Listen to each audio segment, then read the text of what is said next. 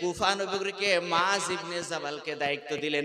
মাআজ ইবনে জাবাল কুফা নগরীকে শাসন করেন। ক্ষমতার লোভ না, লালসা না, টাকা পয়সার দরকার না, বেহিসাব আল্লাহর রাস্তায়। সুবহানাল্লাহ। কি বলেন? সাহাবীদের অবস্থা কি আমাদের মতো ছিল? নবীজির একটা কথা প্রয়োজনে জীবন রেখে দিবে, কথা মান্য হবে। তো উনি এক রাস্তা দিয়ে যাচ্ছে, হঠাৎ করে রাস্তার সাইডে বড় একটা বৃক্ষ, বট গাছ। তো ওই গাছের নিচে একটা মূর্তি বানানো ছিল। গাছের নিচে একটা পুতুল বানানো আছে। থাকে কি থাকে না বলেন? অনেক সময় থাকে। তো উনি হঠাৎ করে পুতুল দিকে একটু তাকিয়ে হাসলেন। আমার দিকে তাকান, আমি কোনো কথা টপিক ছাড়া বলি না, প্রয়োজন ছাড়া কোনো কথা বলি না। তো হাদিস শরীফের ভিতরে এসে সাহাবীর নাম হলো হযরত মাআজ ইবনে জাবাল। তো উনি দেখলেন একটা পুতুল খাড়ানো, তো পুতুলটা দেখে হাসছে। তো ওর পিছনে একটা ইহুদি ছিল। ইহুদি বলে, মৌলবী তো মূর্তি সহ্য করতে পারে না, পুতুল দেখে না, এক তো তাকিয়ে আছে, দ্বিতীয়ত হাসছে কেন, দেখতে হবে। তো ইহুদি যাইয়ে দেখে ওই পুতুলের মুখের ভিতরে একটা নাক নাই, নাকটা ভাঙা। আচ্ছা, মাটির জিনিস তৈরি করা, কোনো কারণে না থাকতেই পারে।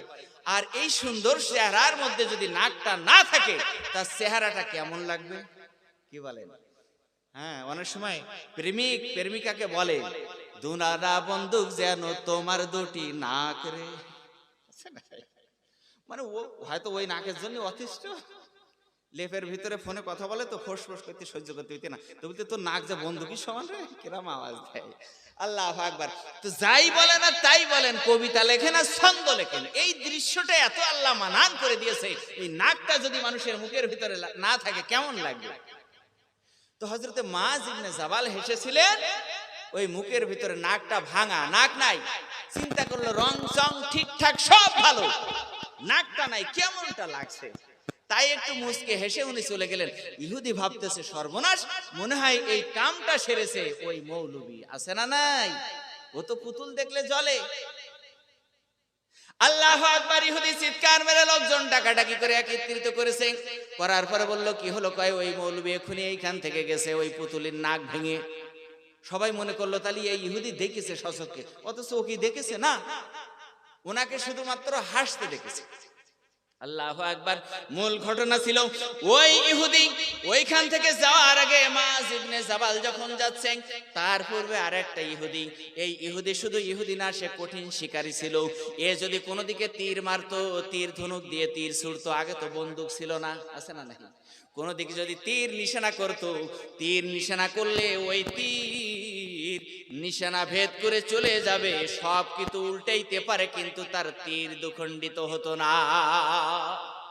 অনেক আছে না শিকারী, এটাকে কি বলে? শিকারী মানে যার শিকারটা সঠিক থাকে, একে কি বলে? খুব তাক কঠিন তাক। হ্যাঁ, তো ওই শিকারী যাচ্ছে, যাওয়ার সময় মূল ঘটনা যেটা হাদিস শরীফে এসেছে, আসলে ঘটনাটা কিভাবে ঘটেছিল।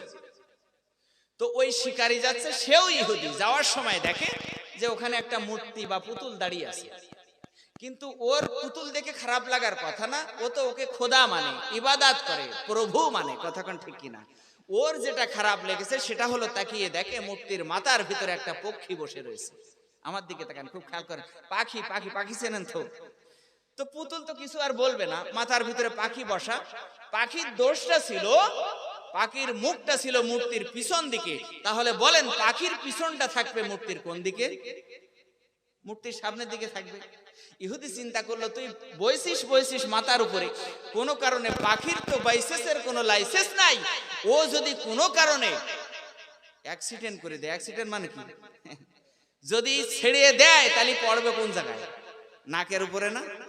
চিন্তা করলো, আমি এত বড় কঠিন শিকারী থাকতে তুই বেয়াদবি করবি আমার প্রভু আর খোদাকে নিয়ে, আমি তো সইব না।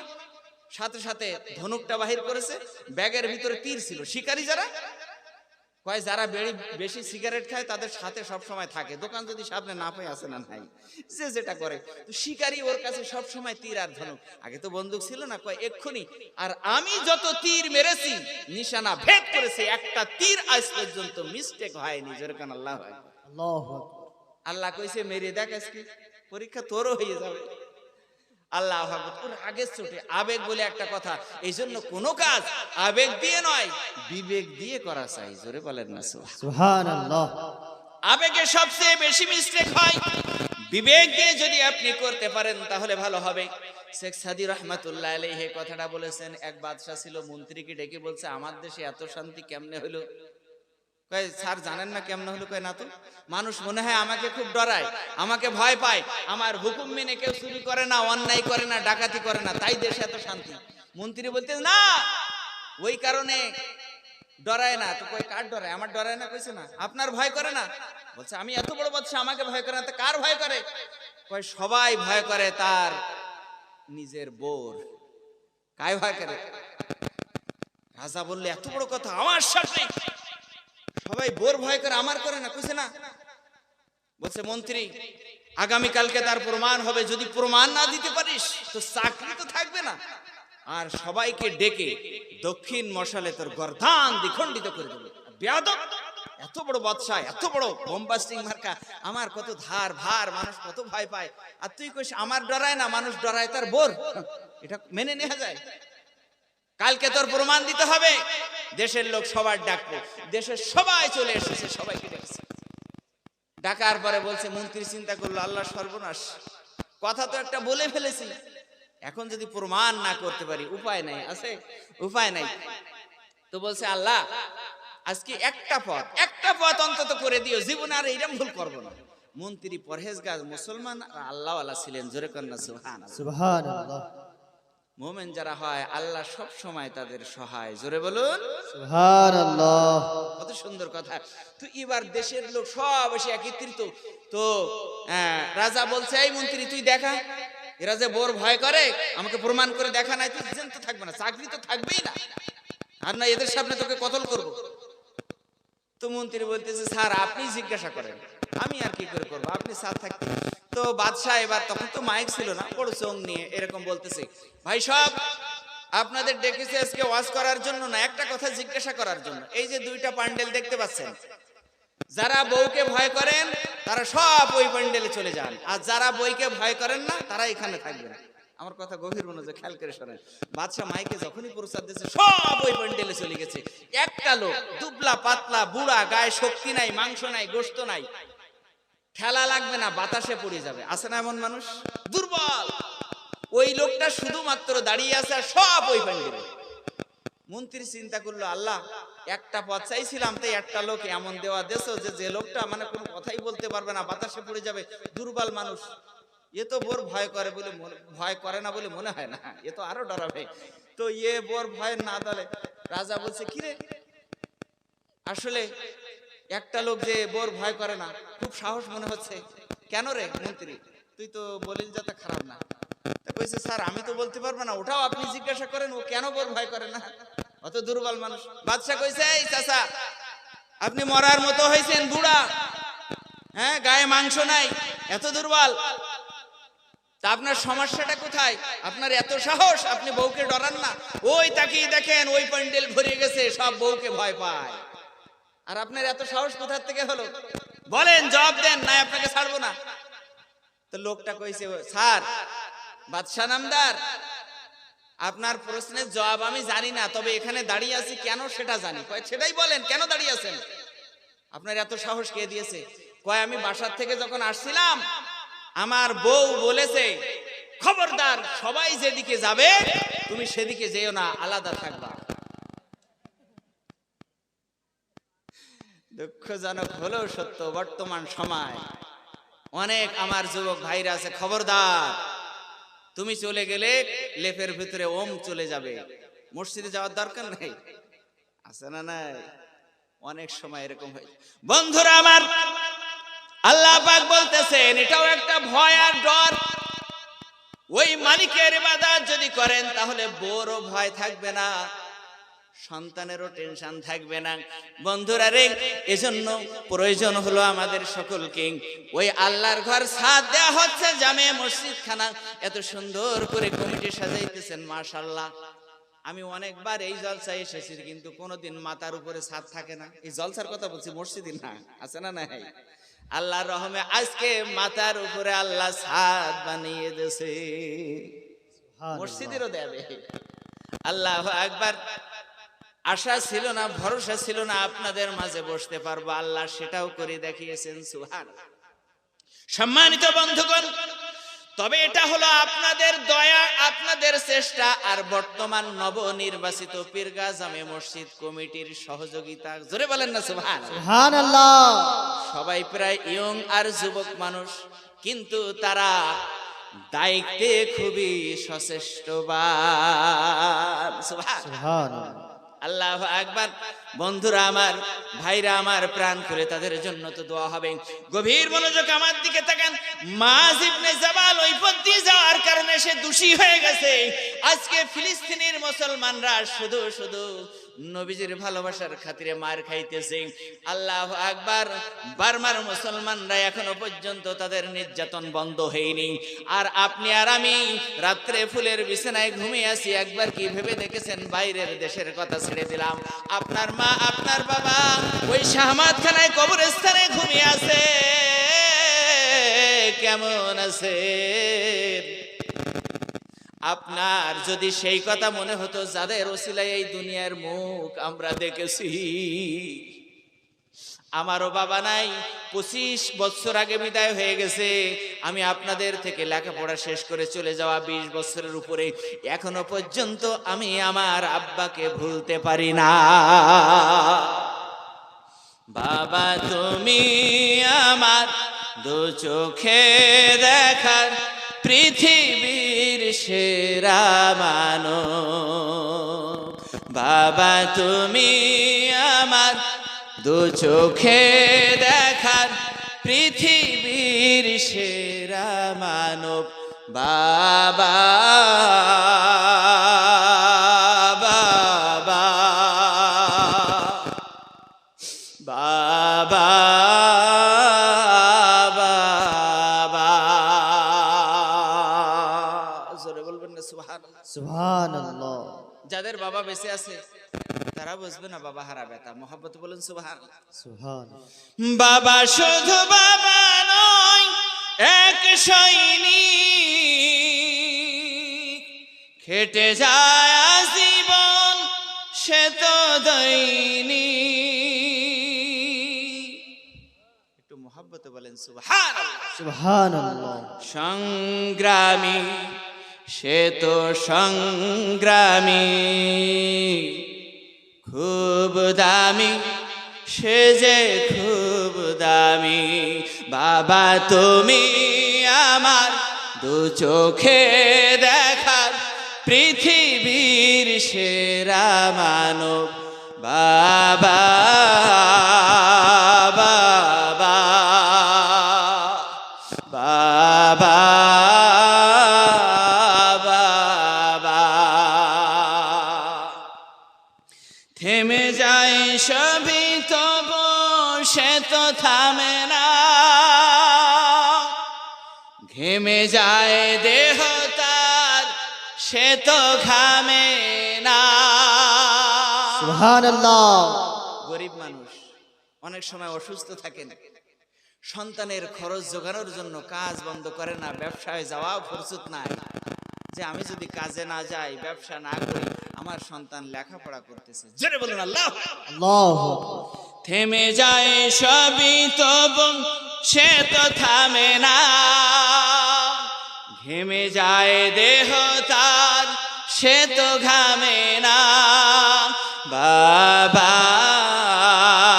বাবা বাবা বাবা বাবা তুমি আমার দু চোখে দেখার পৃথিবীর সেরা মানব। বাবা বাবা বাবা বাবা বাবা শুধু বাবা নয়, এক সৈনিক, খেটে যায় আজীবন সে তো দৈনিক। সবাই একটু মহব্বতে বলুন সুবহানাল্লাহ। সুবহানাল্লাহ। সংগ্রামী সে তো সংগ্রামী, খুব দামি সে যে খুব দামি।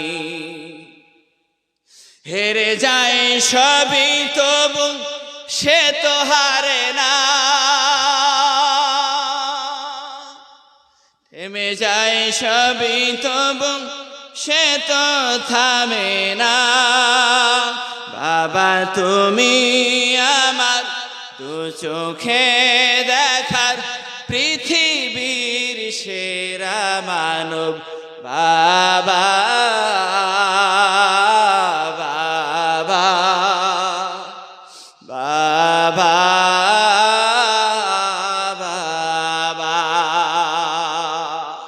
কেমন সন্তান আপনি? সেই মা বাবার জন্য দোয়া হবে। ফুলের বিছানায় ঘুমিয়ে গেলেন, বছরের একটা দিন একটা রাত। সম্মানিত বন্ধুগণ, নবীজি বলেছেন সন্তানের এত আপন মা বাবা, ওয়াকফিদ লাহুমা জানাহাযুল্লি মিনার রাহমা। পৃথিবীর ভিতরে মা বাবা যখন সন্তানের মুখ দেখে, সন্তানের মুখ যখন মা বাবা প্রথমবার দেখে, এই পৃথিবীর ভিতরে মা বাবার কাছে ওই সন্তানের থেকে দামি আর কিছু হয় না। সুবহানাল্লাহ। প্রথম যখন সন্তানের মুখটা মা বাবা দেখলো, তখন সন্তান এত আপন মনে হয়। অল্প নব ভূমিষ্ঠ মা বাবাকে এত আপন, আহা করলে মা বাবাও ব্যথা পায়। আল্লাহ রাসূল বলতেছেন ওই সন্তান মা বাবা পৃথিবীর সবচেয়ে সম্পদ বলে গ্রহণ করে। আর আজকে মা বাবা অসহায়, তাদেরকে তোমরা বেমালুম ভুলে গেলে কেমনে যোগ্য সন্তানই তোমরা নয়। আল্লাহ, সন্তান যিনি যোগ্য হবেন মা বাবাকে কোনোদিন ভুলতে পারবেন না। বউয়ের কথায় মা বাবার কলিজায় গুলি চালাইবে না। অনেক লোক বলে হুজুর গো কি বলবো দুঃখের কথা, আমি যদি আমার মা বাবার খেদমত করি আমার বিবি রাগে যা অসন্তুষ্ট হয়। আপনাদের এলাকার মা বোনদেরকে আমি খুব চিনি, তারা অত্যন্ত ভালো, আমার কলিজায় গাথা, যাদের মায়া। কিন্তু অনেক জায়গায় আছেন এমন, ও মা খবরদার এমন করবেন না, তোমার শ্বশুর শাশুড়ি তোমার স্বামীর পিতামাতা, ফরজ দায়িত্ব হলো তোমার স্বামী তাদের খেদমত করা, কারণ তার মা বাবা। এখন তুমি যদি মনে করো যে আমার স্বামীর দায়িত্ব আমি কিছুটা গ্রহণ করব, স্বামী তো সবসময় আয় রোজগারে ব্যস্ত, তাহলে খুবই ভালো কথা। যদি না পারো স্বামীকে মা বাবার অবাধ্য করিও না। আল্লাহর কসম করে বলি ওই সন্তান ধ্বংস হয়ে যাবে, ওই বিবিও কোনোদিন ক্ষমা পাবে। আজকে গভীর রাত্রে মাইকের আওয়াজ কানে দিয়ে বসে আছো ও মা, ও মহল্লার বোনেরা, সত্যি বলতে কি কয়টা বছর তোমাদের মাঝে আসতে পারি না, এজন্য আমার হৃদয়টা ভারাক্রান্ত, এত ব্যথিত, ক্ষত বিক্ষত দেখাইতে পারবো না। আজকে মনে আশা ছিল না আসতে পারবো, আল্লাহ নিয়ে এসেছে, এত খুশি হয়েছি, এত খুশি হয়েছি। আবেগ ঘন মুহূর্তগুলো যদি আপনাদেরকে দেখাইতে পারতাম আমি কতটা খুশি। কমিটি শুধু বললেন নবনির্বাচিত সবাই যুবক মানুষ। এক সময় অনেকে আছেন আমার সিনিয়র, আমি যখন স্টুডেন্ট ছিলাম কেপিএস হযরত সাহেব কেবলার মাদ্রাসার, ওই সময় অনেকে ছিলেন আমার খুব ঘনিষ্ঠ, অনেকে অনেক সহযোগিতা করেছেন, অনেকে অনেক উপদেশও দিয়েছেন, স্মৃতিগুলো এখনো ভুলি নাই। আজকে তাদের ভিতর থেকে অনেক ইয়ংরা কমিটির সদস্য যে বললেন হুজুর আপনার নাম নাই, এই জন্য কি আপনি বেয়াদবি নেবেন? যদি আপনি কিছু মনে না করেন, জানেন তো নামের কত ঝামেলা আছে না নাই? আমি বললাম ভাই কোনো অসুবিধা নাই, মনে করবো যে আমি আজকে বদলি হজ করছি, বদলি হজ। কথা বুঝেন না? নাই, এক নামের পরিবর্তে আরেকজন থাকে না, কারণ ইসলামিক ক্যান্টিন না। আর বিশ্বের পৃথিবীর সমস্ত মুসলিম দেশগুলাতে সব সমস্যা। সম্মানিত বন্ধুগণ, ইশারায় বুঝতে হবে কিছু কিছু কথা, কিন্তু আমার মারা অত্যন্ত ভালো, শুধুমাত্র আমার যুবক ভাইরা একটু ঢিলা ঢালা, ওদের একটু টাইট করা দরকার। হঠাৎ করে যে কোনো জিনিস আমল করলেই হবে না। হ্যাঁ, মাআজ ইবনে জাবাল রাদিয়াল্লাহু তাআলা আনহু উনি বিপদে পড়েছিলেন এই কারণে যে ওই গাছতলা দিয়ে যাওয়ার সময় কিন্তু তীরটা ছুঁড়েছে ইহুদি। হ্যাঁ, নিষেধা করেছিল পাখির পিছে, লেগেছিল একটুখানি নিচে। কথা বুঝেন নাই? লাগার কারণে কি হলো? ওই মূর্তির নাকটা ভেঙে গেল। এখন ইহুদি চিন্তা করলো চাইলাম ভালো হয়েছে, উল্টো এখন বিপদ, কেউ যদি দেখে তাহলে তো অসুবিধা হবে, তাড়াতাড়ি পালাইছে।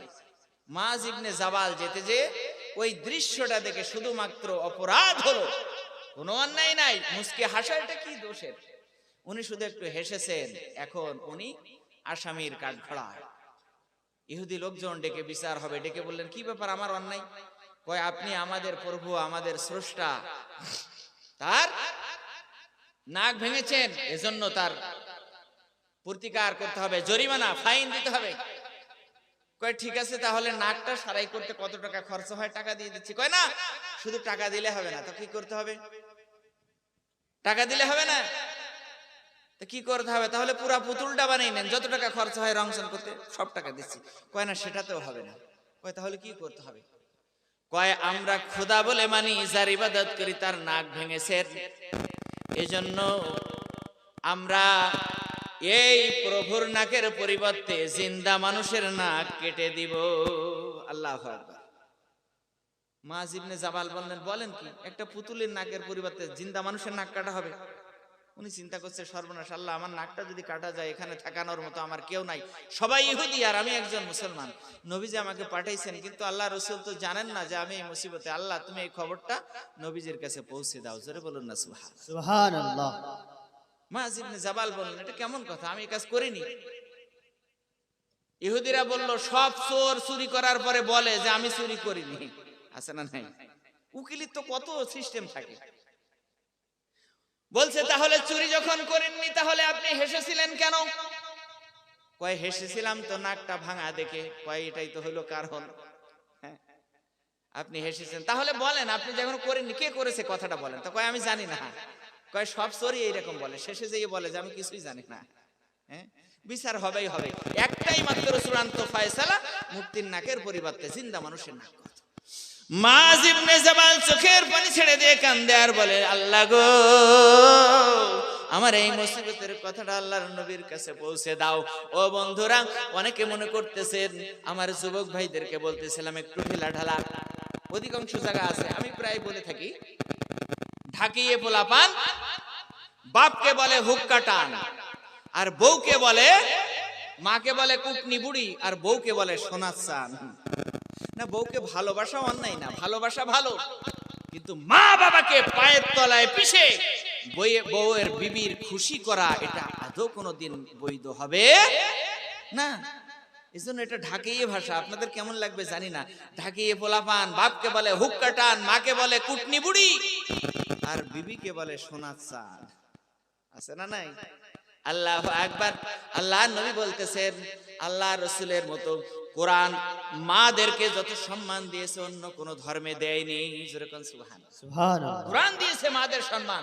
আল্লাহ রাসূল বলতেছেন নারী যদি মা হয় মর্যাদা দাও, যদি স্ত্রী হয়, আল্লাহু আকবার, যদি স্ত্রী হয় মর্যাদা দাও, যদি মা হয় সম্মান দাও, যদি মেয়ে হয় স্নেহ দাও, যদি কেউ না হয় তাকে সম্মান করো। জোরে বলুন না সুবহানাল্লাহ। কোন পন্থীতে কোন ভাবে নারীদেরকে আল্লাহর রাসূল ছোট্ট করে দেখেননি। জোরে বলুন সুবহানাল্লাহ। সুবহানাল্লাহ। বুঝানোর জন্য বলি, এক মাহফিলে হুজুর বলছে দেখো ভাই, বাসায় শান্তি পাবা, তোমরা সবাই একটু স্ত্রীর প্রশংসা করবা। কথা বুঝেননি? তারিফ করবা, তারিফ। জীবনে স্ত্রীকে যদি একটু তারিফ করো তাহলে ঘরে শান্তি হবে। আল্লাহ রাসূল বলেছেন। তো মনে করেন 10 বছর 20 বছর শাদী হয়েছে, জীবনে কোনোদিন করেনি, প্রশংসা করেই না, বরং স্ত্রীর আবার উল্টো পাল্টা। কিছু যুবক ঢিলা ঢালা এরকম আছে, তাদের সতর্কের জন্য বলছি, গভীর মনোযোগ খেয়াল করেন। তো লোক চিন্তা করলো হুজুর যেহেতু বলেই দিয়েছে, বাড়ি আজকে আমল একটু করেই দেখি। জলসা শুনে মেলা রাত্রি বাড়ি গেছে, চিন্তা করলো হুজুর বলেছেন স্ত্রীর প্রশংসা করতে হবে, গুণগান গাইতে হবে। তো বাড়ি যাই বলছে বিবি রে খাবার আছে, দুটো ভাত দে, খুলে দেখে ঘুমাবো। কইছে হ্যাঁ, আমি তো তোমার অপেক্ষায় ছিলাম, জলসা শুনতে গেছো, জীবনে কোনোদিন জলসা মুখ হও না, অনেক কষ্ট করে পাঠাইছিলাম, কিছু শুনে এসেছো মনে মনে। কইছে হ্যাঁ, এই জন্য শুনে আসিনি, আজকে আমল করবো, তুই দেখবি। আল্লাহ বলছে করিয়ে দেখ, এর ফলটা বুঝবি। আমল কিছু কিছু সময় উল্টো হয়ে যায়, হয় কি হয় না? বলছে তাড়াতাড়ি খাদ্য খাবার নেয় দেখি। ও চিন্তা করছে কোনটা প্রশংসা করি, বিবি সামনে এসে দাঁড়াবে, আমি এমনি এমনি প্রশংসা করবো, এটা ভালো, এটা তো হয় না, কোনো একটা ওসিলা লাগবে, হ্যাঁ সিস্টেম লাগবে। তো কইছে খাবার খুলে দে, তো সুন্দর করে খাবার দাবার খুলে দিছে। দেওয়ার পরে খাওয়ার আগে বলছে যে বাহ চমৎকার, তোর তরকারি দেখে মনে হচ্ছে বিরাট স্বাদ হয়েছে, আহা এত স্বাদের তরকারি খেলে প্রাণটা জুড়িয়ে যাবে। স্ত্রী কইছে তুমি এখনো মুখই দিলে না, এত স্বাদ, হ্যাঁ কি ব্যাপার আজকে কিছু খেয়েটেই আইসাও নাকি? হ্যাঁ, তো চিন্তা করলো আমার কি প্রশংসা করা উল্টো হলো নাকি? হ্যাঁ বললাম তো ঠিক মতো, হুজুর যে কইলে প্রশংসা করলে ঠিক হবে, চিন্তা করলে একটু ঘুরিয়ে বলি। আমি বললাম যে না আমি এখনো খাইনি, তাতে কি, আমি নেশাও করিনি, জালসায় গেছিলাম না। কি বলিস? আরে ওটা না, সত্য কথাটা বলি শোন, খাইনি তাতে কি হয়েছে, তরকারির ঘ্রাণ আমার নাকে গেছে, শুনে বুঝলাম এত স্বাদ হয়েছে আমার দিল কেড়ে নিয়েছে। স্ত্রী বলছে ও 15 বছর তোমার ঘরে আইছি, জীবনে কোনোদিন প্রশংসা করো না, তারিফ করো না, আজকে আমার শরীরটা খারাপ, পাশের বাড়ির ভাবির থেকে তরকারি নিয়ে এসে একটু সেই, তাই এত ভালো লাগতেছে খাওয়ার আগে, তোর খাবারের স্বাদ আজকে মিটিয়ে ছাড়ো। খোঁজ নিয়ে তো দেখার দরকার, আসলে এটা বিবি পাকায়নি, কথা কান না কেন? সম্মানিত ভাইরা, বোঝানোর জন্য বললাম কিছু কিছু জিনিস আছে আবার আমলে উল্টো অ্যাকশন করে।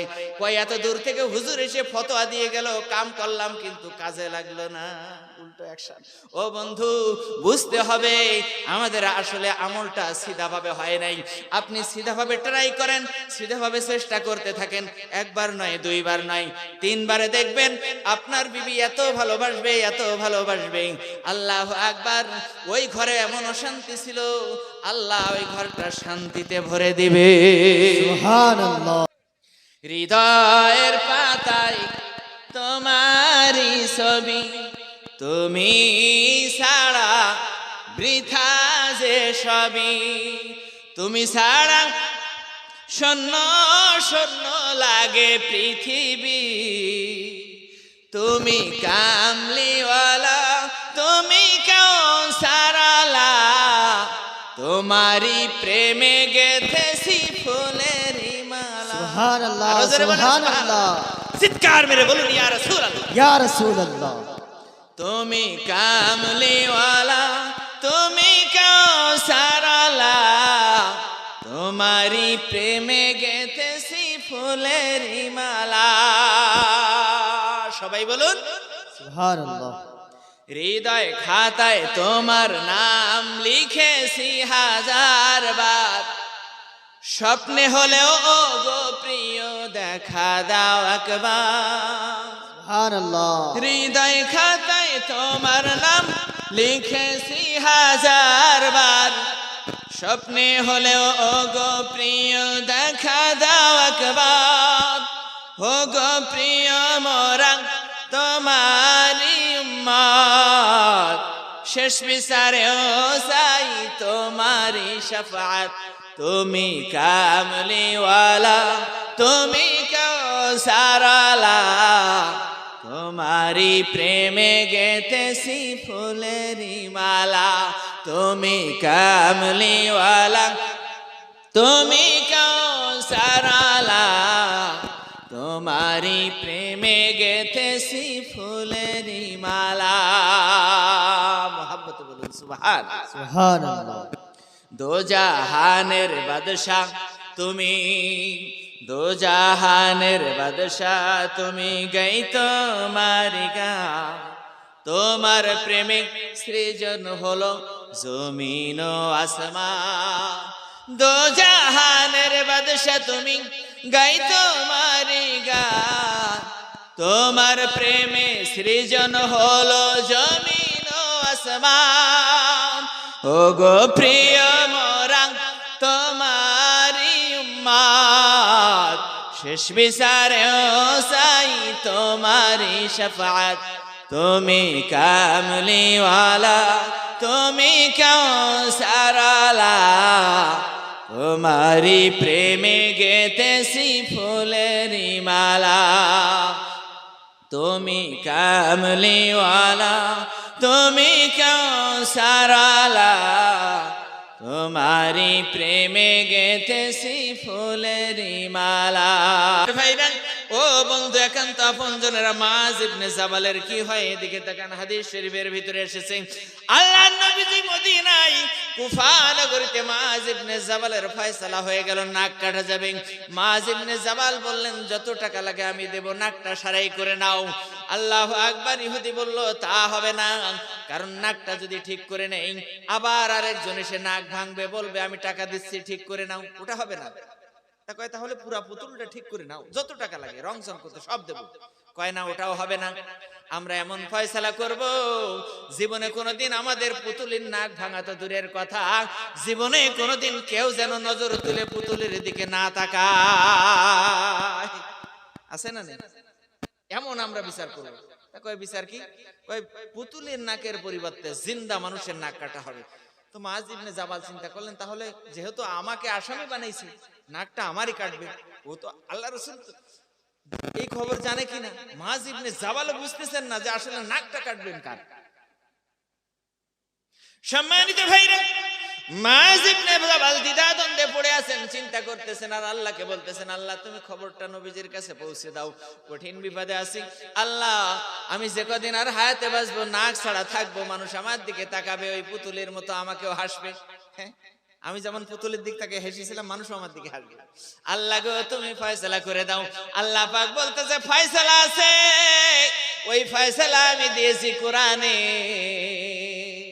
হ্যাঁ, وَكَانَ حَقًّا عَلَيْنَا نَصْرُ الْمُؤْمِنِينَ।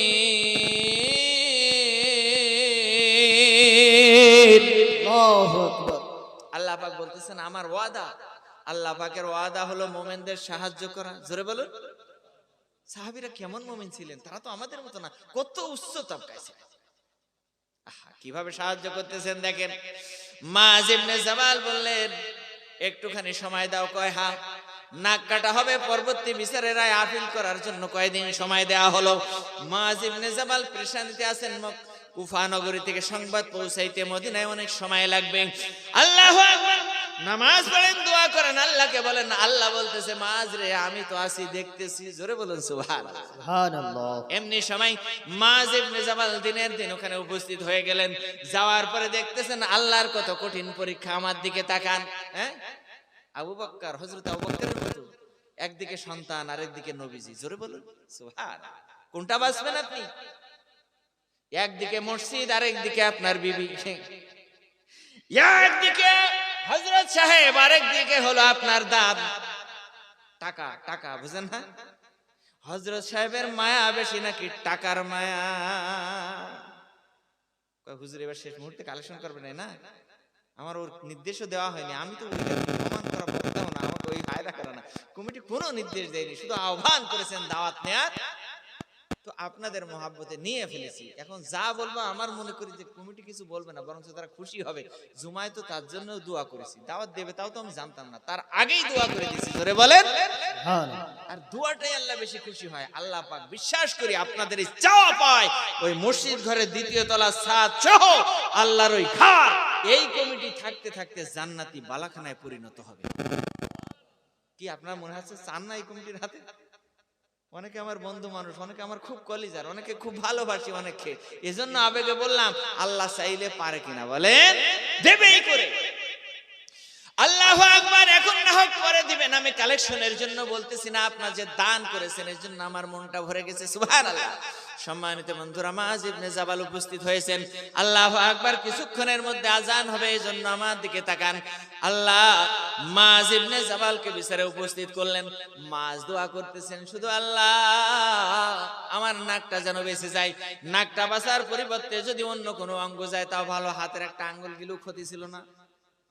হ্যাঁ, হঠাৎ করে মানুষের দেখা হলে কোনো হাতের দিকে আগে নজর পড়ে না, নজর পড়ে কোথায়? চেহারায়। তো একটা হাতের আঙ্গুল যাক, ওরা বলছে যে না, নাকের পরিবর্তে নাকই নেবে। মাআজ ইবনে জাবাল উপস্থিত হয়েছেন, চিন্তা করলেন আল্লাহ আল্লাহ রাসূল তো অনেক দূরে, কত শত শত কিলোমিটার দূরে। আল্লাহ তোমাকে বলছিলাম নবীজির কাছে আমার এই দোয়াটা পৌঁছে দেওয়া, যেন আমার নাকটা বেঁচে যায়। তো আল্লাহ রাসূল এত দূর থেকে আল্লাহ রাসূল শুনতে পেলেও আফসোস করা ছাড়া কি করবেন? আল্লাহ তুমি দেখতেছো, তুমি যেটা ভালো মনে করো করো। তো আল্লাহ এবার মাআজ ইবনে জাবালকে পরীক্ষা নিচ্ছেন, বিচারে উপস্থিত হয়েছে। মাআজ ইবনে জাবাল তুমি তৈরি?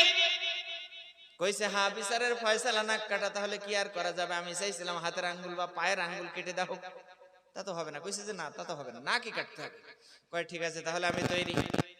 কয় তাহলে তুমি শুনে নাও, যার নাক কাটবো ওই মানুষটাকে নিয়ে আসো। মায ইবনে জাবাল বলে কি আমার নাক কাটবে না? কইছে না।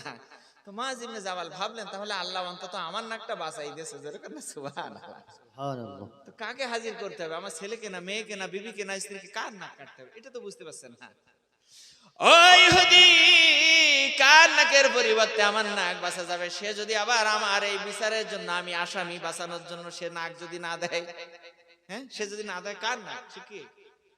ইহুদিরা বলতেছে আমাদের এই পুতুলের পরিবর্তে যার নাক কাটা হবে সে হলো উনি যার কথায় তুমি চলো। কয় কার কথায় চলি? আমি তো আমার বোর কথায় চলি। কি কয়? কয়েছে যার কথায় শুধু তুমি না, সমস্ত মুসলিম বিশ্ব যার কথায় চলে তিনি হলেন মুহাম্মাদুর রাসূলুল্লাহ। মায ইবনে জাবাল বলেন কি আপনাদের যদি আসামি হয়ে থাকি সেটা আমি, হ্যাঁ আপনার নবীজির নাক কাটবেন? কইছে হ্যাঁ আমরা সিদ্ধান্ত নিয়েছি, এমন ফয়সালা চূড়ান্ত, এই ফয়সালা করলে জীবনে কোনোদিন আমাদের পুতুলের দিকে মানুষ চোখ তুলে তাকাই না তো দূরের কথা, হ্যাঁ নাক তো ভাঙবে, কেউ ওইদিকে তাকাবেও না, আর হাঁটতে হাঁটতে যাবে, ওই রকম কেউ উপহাস করার সুযোগই পাবে না। আমরা এটাই সিদ্ধান্ত নিয়েছি। মায ইবনে জাবাল বললেন তাই নাকি? কইছে হ্যাঁ।